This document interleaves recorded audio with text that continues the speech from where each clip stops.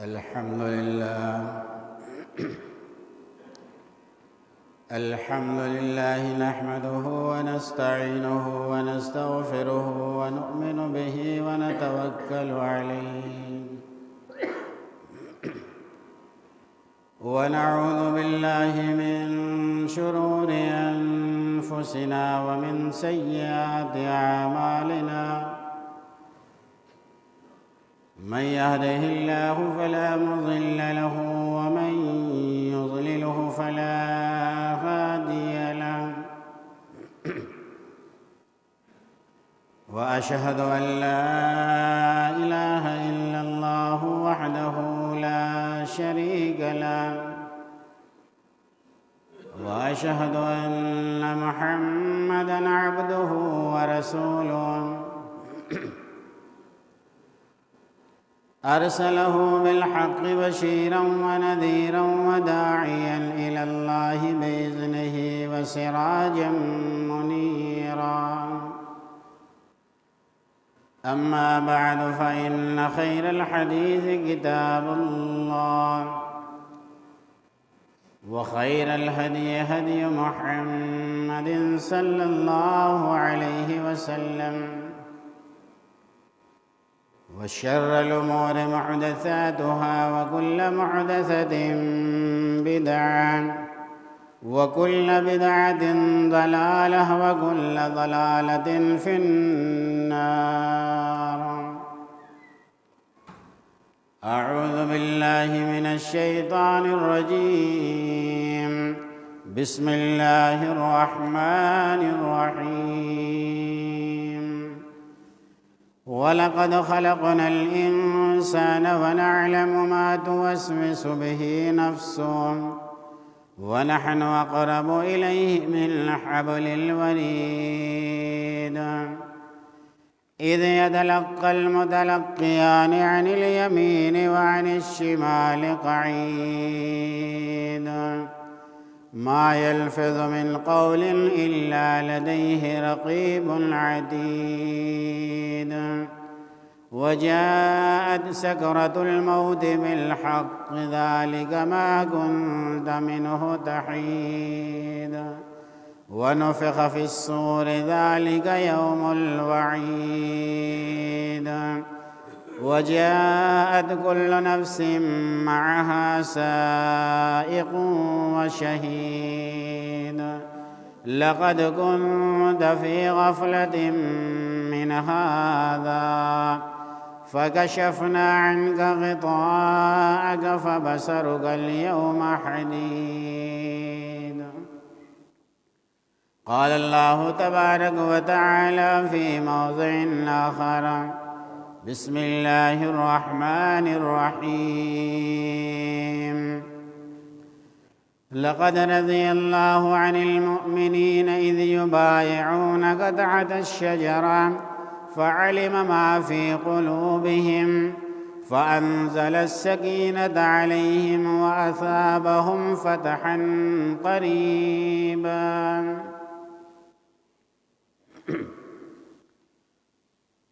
معزز حاضرین جمعہ، ہر قسم کی حمد و ثنا، بزرگی اور بڑائی، تعریف اور توصیف اللہ رب العزت کے لیے لائق اور سزاوار ہے، جو ہم سب کا مربی اور پالنہار ہے۔ بعدہ بے شمار درود و سلام نازل ہوں جملہ انبیاء علیہم السلام پر، بالخصوص آخری نبی، شافع روز محشر، ساقی حوض کوثر، جناب محمد الرسول اللہ صلی اللہ علیہ وسلم پر، جنہیں اللہ رب العزت نے پوری دنیائے انسانیت کے لیے ہادی اور رہنما بنا کر کے بھیجا ہے۔ خطبہ مسنونہ کے بعد میں نے پارہ نمبر 26 سورہ فتح کی ایک آیت کریمہ تلاوت کی ہے۔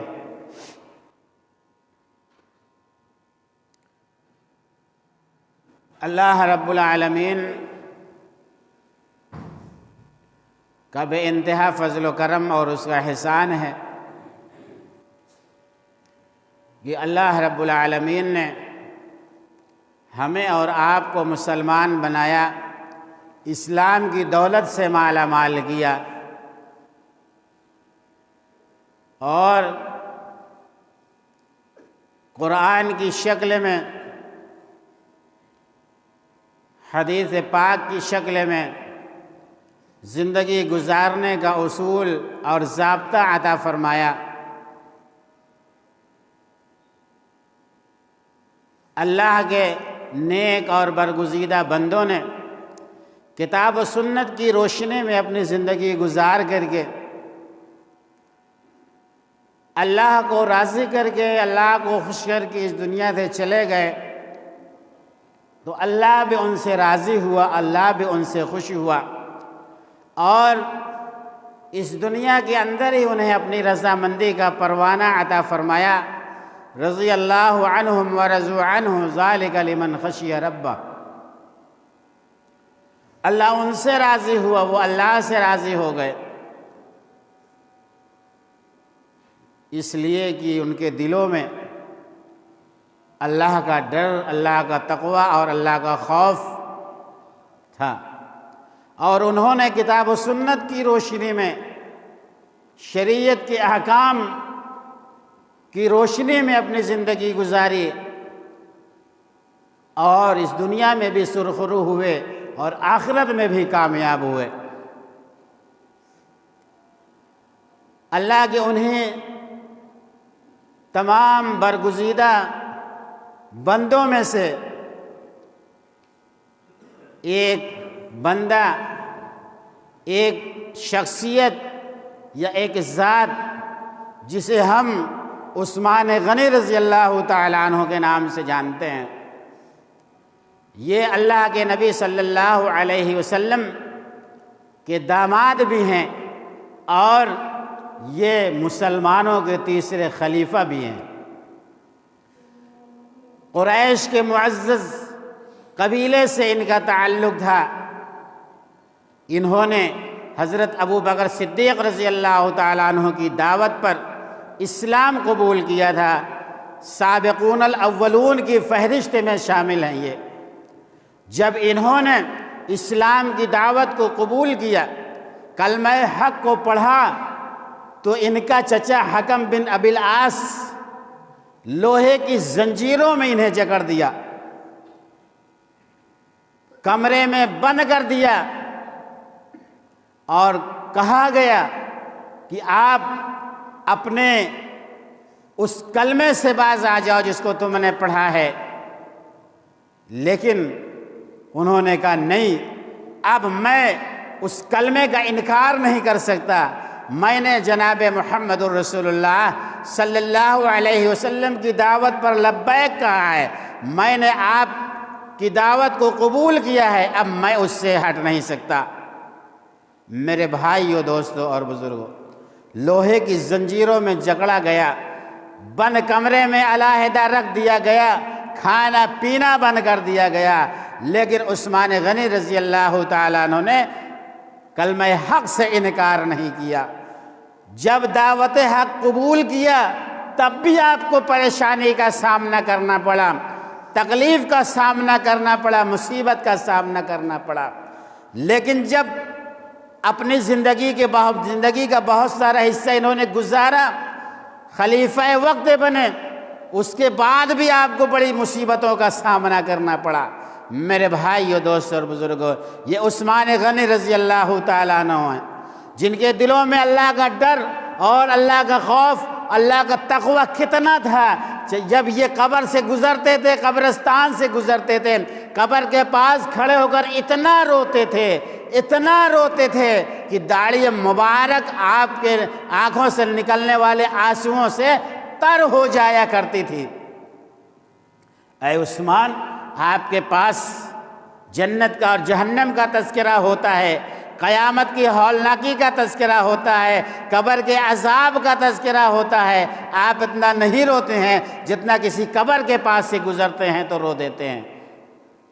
کہا لوگوں، یہ آخرت کی منزلوں میں سے پہلی منزل ہے، اگر کامیابی یہاں مل گئی، کامیابی کا پروانہ یہاں مل گیا تو آخرت کی اور آنے والی منزلیں میرے لیے آسان ہو جائے گی، لیکن اگر یہیں میں پکڑ لیا گیا، یہیں ناکام رہا تو آگے آنے والی مشکلات کا سامنا مجھے ضرور کرنا پڑے گا، پھر وہ منزلیں میرے لیے آسان نہیں ہوں گی۔ میرے بھائیو، دوستو، بزرگوں، یہ کون ہے جو قبر کے پاس کھڑے ہو کر رو رہے ہیں، جن کی آنکھوں سے آنسو نکل رہے ہیں؟ یہ خلیفہ ثالث ہیں، یہ اللہ کے نبی جناب محمد الرسول اللہ کے داماد ہیں،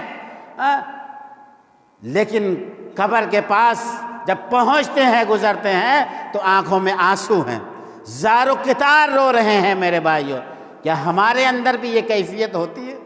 کیا ہم بھی قبرستان جاتے ہیں، قبر کے پاس کھڑے ہوتے ہیں تو ہماری بھی یہی کیفیت ہوتی ہے؟ ہمیں بھی ڈر لگتا ہے؟ میرے بھائیو، دوست اور بزرگوں، قبر سے تو ڈر لگتا ہے، لیکن اس ڈر کو دور کرنے کے لیے ہم کوئی تیاری نہیں کر پا رہے ہیں کہ آخر اس قبر میں ہمیں بھی ایک دن آنا ہے۔ جس طریقے سے آج ہم اپنے مردہ بھائی یا بہن کو اس قبر کی اندھیری کوٹری میں لٹا رہے ہیں، 3 چادر میں لپیٹ کر لٹا رہے ہیں، اسی طریقے سے ایک دن ایسا آئے گا لوگ مجھے 3 چادر میں لپیٹ کر کے اسی قبر کے اندر مجھے بھی لٹایا جائے گا۔ میرے بھائیو، دوستو، بزرگوں، یہ احساس میرے اور آپ کے اندر ہونا چاہیے، یہ خوف میرے اور آپ کے اندر ہونا چاہیے۔ عثمان غنی قبرستان سے گزرتے ہیں، قبر کے پاس سے گزرتے ہیں، روتے ہیں، آنسو آ جاتے ہیں، اور ہم قبر کے پاس جب جاتے ہیں، قبر کو دیکھتے ہیں تو دنیاوی باتیں ہمیں یاد آتی ہیں۔ قبرستان کے اندر جاتے ہیں مٹی دینے کے لیے، دعا تک ہم نہیں پڑھ پاتے ہیں کہ اللہ کے نبی جناب محمد الرسول اللہ نے قبرستان میں داخل ہونے کی جو دعا بتلائی ہے، کم از کم وہی دعا ہم پڑھ لیں۔ السلام علیکم یا اہل القبور من المؤمنین والمسلمین وَإِنَّ إِن شاء اللہ بكم للاحقون نسأل اللہ لنا ولکم العافیہ۔ میرے بھائیو، دوست اور بزرگوں، ہم قبرستان میں داخل ہونے تک کی دعا نہیں پڑھ پاتے ہیں۔ ہمارے نڈر ہونے کا، بے خوف ہونے کا یہ عالم ہے، ایسا لگتا ہے کہ مجھے اور آپ کو وہاں تک جانا ہی نہیں ہے، یہ تو خام خیالی ہماری ہے، یہ تو دنیاوی لذت میں پڑ کر کے آخرت سے ہم غافل ہو گئے ہیں۔ دنیا کی پرواہ ہے، آخرت کی کوئی پرواہ نہیں ہے، قبر کی پرواہ نہیں، حشر کی پرواہ نہیں۔ لیکن میرے بھائیو، دوست اور بزرگوں، اگر ہم نے اسی طریقے سے غفلت اور لاپرواہی کی زندگی ہم نے گزاری، شریعت سے ہٹ کر کے ہم نے زندگی گزاری، احکام خداوندی سے ہٹ کر کے ہم نے اگر زندگی گزاری تو یہی قبر میں ہماری پکڑ ہو جائے گی، یہی ہم پکڑ لیے جائیں گے اور ممکن نکیر کے سوالوں کے جواب ہم نہیں دے پائیں گے۔ اگر یہی پھنس گئے تو پھر آگے منزلیں ہماری کیسے آسان ہوگی؟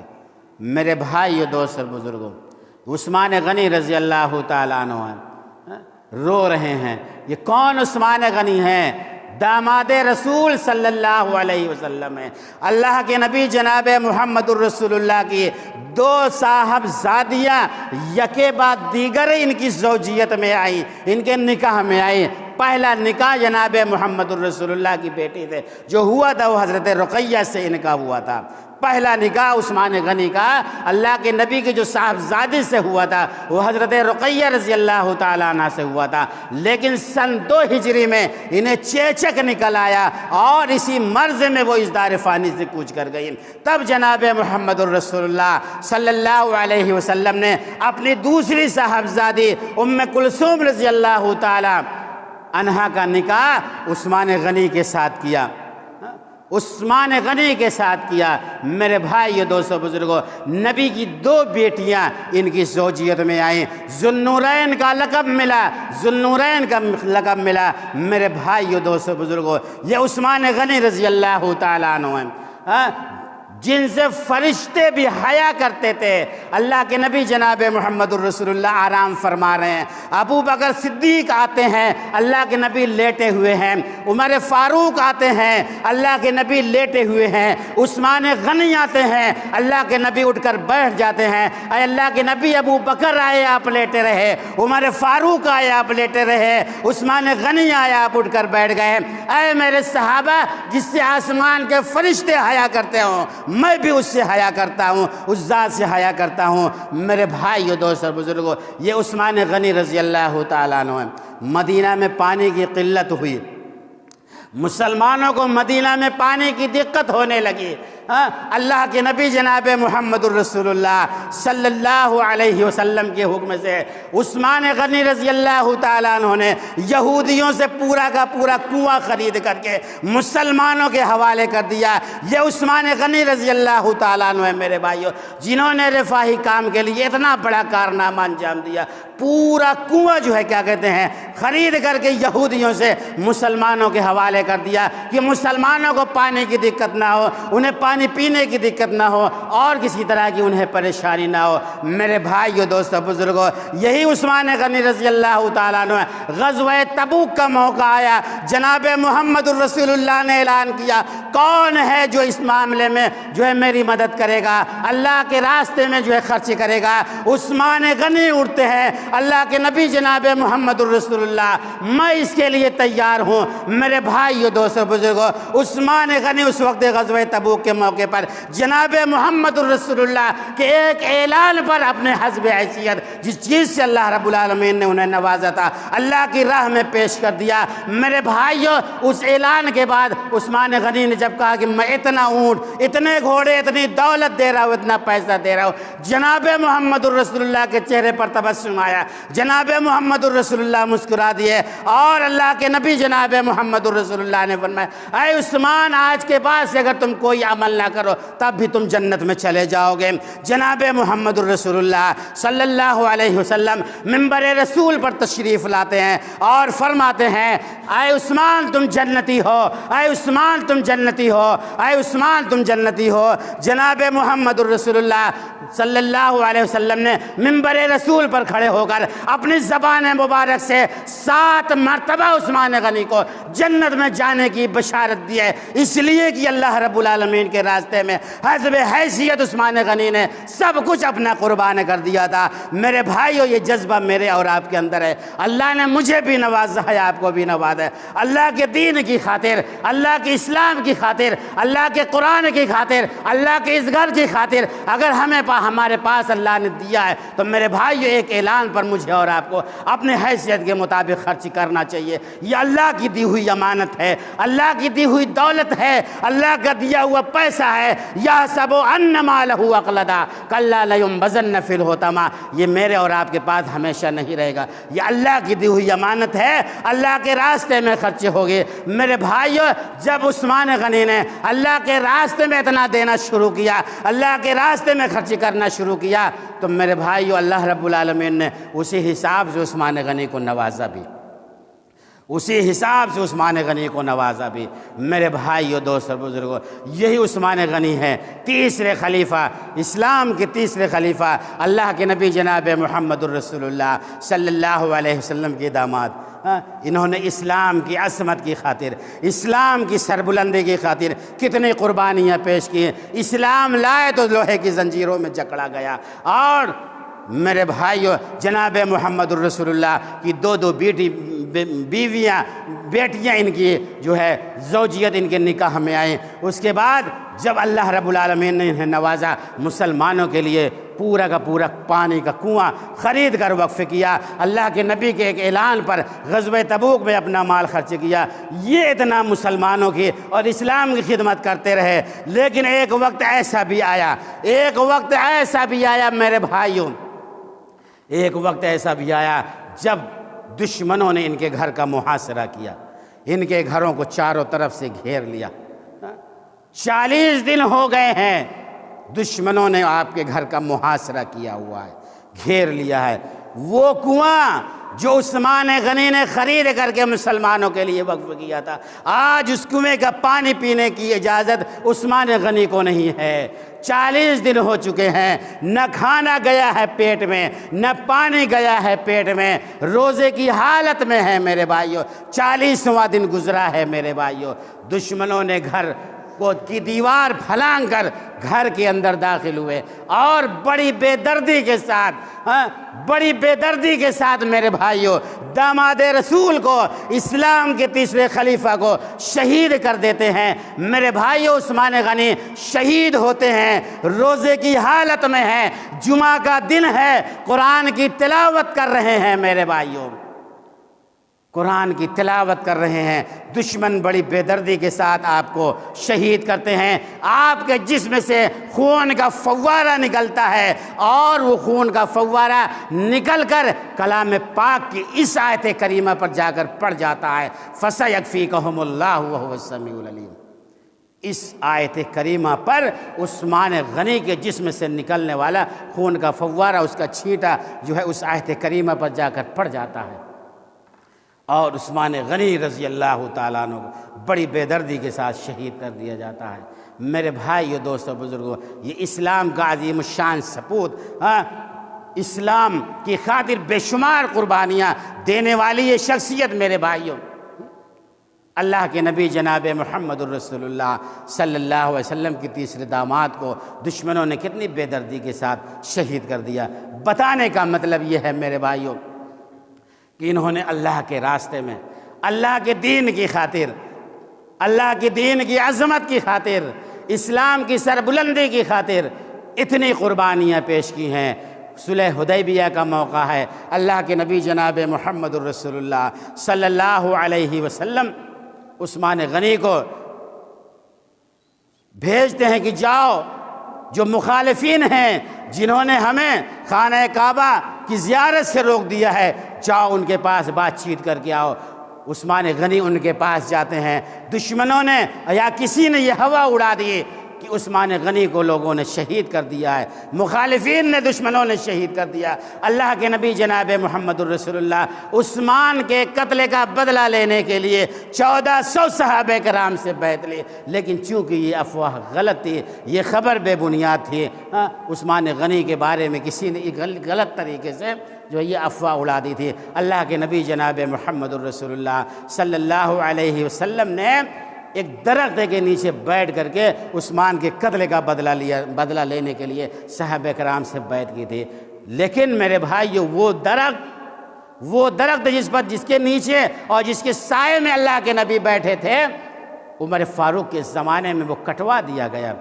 اس لیے کٹوا دیا گیا کہ اس پیڑ کے نیچے جناب محمد الرسول اللہ بیٹھے تھے، اس کے سائے میں اللہ کے نبی بیٹھے تھے، کہیں لوگ اس پیڑ کو متبرک سمجھ کر، کہیں لوگ اس پیڑ کو مبارک سمجھ کر اس کی پوجا نہ کرنے لگے، اس کی پرستش نہ کرنے لگے، عمر فاروق نے اس ڈر سے، اس خدشے سے اس درخت کو کٹوا دیا۔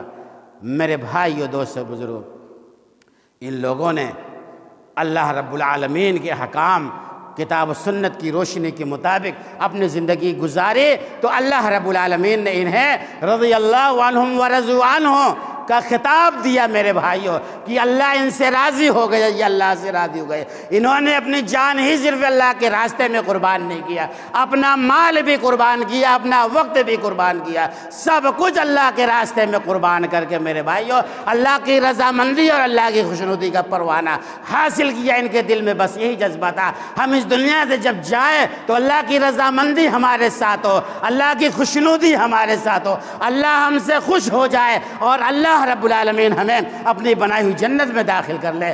یہ ان کے اندر یہ جذبہ، ان کی یہ سوچ اور ان کی یہ فکر ہوا کرتی تھی میرے بھائیوں۔ آج ہماری کیا سوچ ہے؟ آج ہماری فکر کیا ہے؟ آج ہماری فکر کیا ہے؟ دنیا مل جائے، بس ہمیں دنیا حاصل ہو جائے، دنیا حاصل ہو جائے۔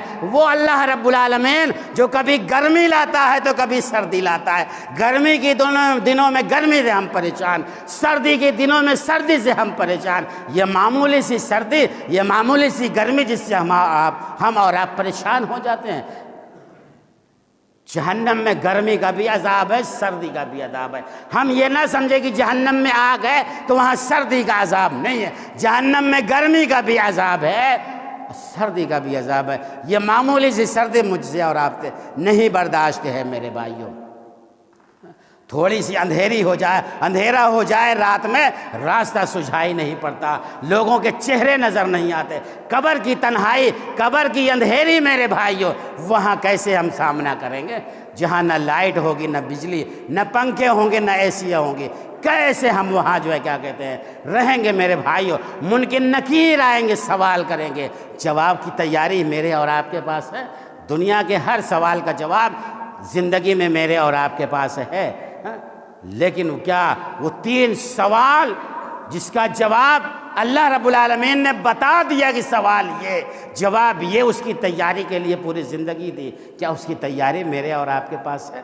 میرے بھائیو، دوستو اور بزرگوں، اللہ رب العالمین نے یہ موقع، یہ وقت دیا ہے، ہم اپنے اسلاف کی زندگی کی روشنی میں اپنی زندگی گزاریں اور اپنی آخرت کو کامیاب بنائیں، اپنی آخرت کو سجائیں، اپنی آخرت کو سنواریں، اپنی قبر کے اندر روشنی پھیلانے کا انتظام کریں میرے بھائیوں، روشنی پھیلانے کا انتظام کریں، روشن کرنے کا انتظام کریں، ورنہ میرے بھائیوں قبر کے اندر کوئی روشنی کے لیے نہیں آئے گا، کوئی مدد کے لیے نہیں آئے گا، کوئی انتظام نہیں کرے گا میرے لیے۔ جو میرے اور آپ کے پاس نیک اور اچھے اعمال ہوں گے وہی کام آئیں گے میرے بھائیوں۔ اور صحابہ کرام کی یہی سوچ، یہی فکر تھی کہ ہماری آخرت بن جائے، اللہ خوش ہو جائے، اللہ رب العالمین راضی ہو جائے۔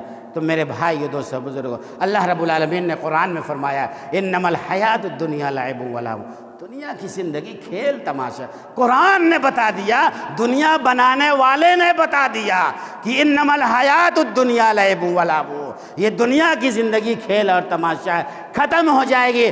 دنیا بنانے والا ایک دن اس دنیا کو بگاڑ دے گا، دنیا کو سجانے اور سنوارنے والا ایک دن اس دنیا کو تہس نہس کر دے گا میرے بھائیو۔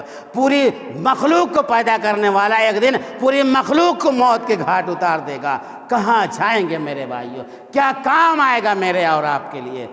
اللہ کے راضی کرنے والے اعمال، اللہ کو خوش کرنے والے اعمال میرے اور آپ کے کام آئیں گے۔ اسی کے مطابق ہم اپنی زندگی گزاریں، یہی سوچ ہو، یہی فکر ہو۔ میری اور آپ کی جگہ جی لگانے کی دنیا نہیں ہے، یہ عبرت کی جا ہے، تماشا نہیں ہے میرے بھائیو۔ 4 آدمی کے کندھے پر ہم اور آپ سوار ہو کر قبرستان پہنچیں گے، اور قبر کی اندھیری کوٹری میں ہمیں لوگ رکھ کر کے اور قبر کے اندر مٹی سے ڈھانپ کر کے، پلوں سے ڈھانپ کر کے مجھے اور آپ کو چلے آئیں گے۔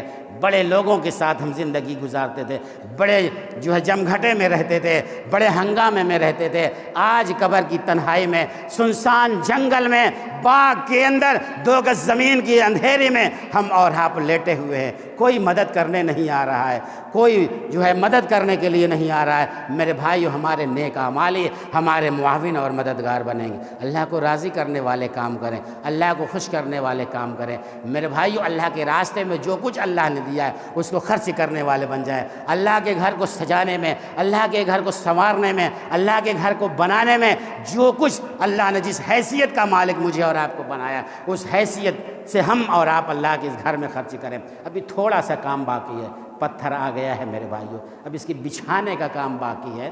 اب اللہ نے ہم کو اور آپ کو جس حیثیت سے نوازا، زیادہ سے زیادہ اللہ کے اس گھر میں ہم اور آپ تعاون کریں تاکہ یہ پتھر جو آیا ہے یہاں پر بچ جائے، اور سکون اور اطمینان کے ساتھ ہم اور آپ لوگ سنت اور نفل اور فرض نمازیں ادا کر سکیں۔ آپ کا ایک ایک دیا ہوا پیسہ میرے بھائیوں اللہ کی بارگاہ میں انشاءاللہ ضرور قبول ہوگا۔ ایک سجدہ کوئی کرے گا تو اس کا ثواب آپ کو ملے گا، ایک رکعت نماز کوئی پڑھے گا اس کا ثواب آپ کو اتنا ہی ملے گا جتنا پڑھنے والے کو مل رہا ہے۔ کلام پاک کی تلاوت بیٹھ کر وہاں پر کرے گا کوئی، جتنا وہ پڑھے گا اتنا ثواب آپ کو ملے گا۔ اگر آپ نے اللہ کے اس گھر میں پتھر کے بچھانے میں آپ نے تعاون کیا ہے، آپ نے مدد کی ہے، بہت اچھے اچھے گھر ہم اور آپ بنوا لیتے ہیں۔ اللہ کے گھر کا معاملہ ہے، کنجوسی سے نہیں کام لینا، بخیلی سے کام نہیں لینا۔ اللہ کی قسم 1 روپیہ اگر آپ دیں گے تو اللہ 10 روپیہ آپ کو دے گا۔ یہ میں نہیں کہتا، یہ قرآن کہتا ہے، من جاء بالحسنۃ فلہ عشر امثالھا۔ اللہ کا اعلان ہے کہ میرے بندو، میرے دین کی خاطر، میرے گھر کی خاطر 1 روپیہ خرچ کرو گے، تم میرے پاس آؤ گے، 10 روپیہ میں تمہیں دوں گا۔ تم میرے بھائیو، دوستو، بزرگو، مجھے اور آپ کو بخیلی سے کام نہیں لینی۔ اور جن لوگوں نے تعاون کیا ہے، الہ العالمین تو ان کے رزق میں برکت عطا فرما، ان کی زندگی میں برکت عطا فرما، ان کے کاروبار میں برکت عطا فرما۔ الہ العالمین ان کے نیک اور اچھے اعمال کو قبول فرما لیں۔ الہ العالمین جو بیمار ہیں انہیں شفائے کاملہ، شفائے عاجلہ عطا فرما دیں۔ الہ العالمین جو اس دنیا سے رخصت ہو چکے ہیں، میرے مولا تو ان کی قبروں کو نور سے بھر دے، ان کی خطاؤں کو، ان کی غلطیوں کو معاف فرما دے۔ الہ العالمین ان کی آخرت کی ساری منزلوں کو آسان فرما دے، اور ہم سب کو آخرت کی تیاری کرنے کی توفیق عطا فرما۔ اللہ کی رضامندی، اللہ کی خوشنودی، اللہ کو خوش کرنے والے اعمال کرنے کی توفیق عطا فرما۔ ربنا تقبل منا انک انت السمیع العلیم وتب علینا انک انت التواب الرحیم، وصلی اللہ علی النبی الکریم۔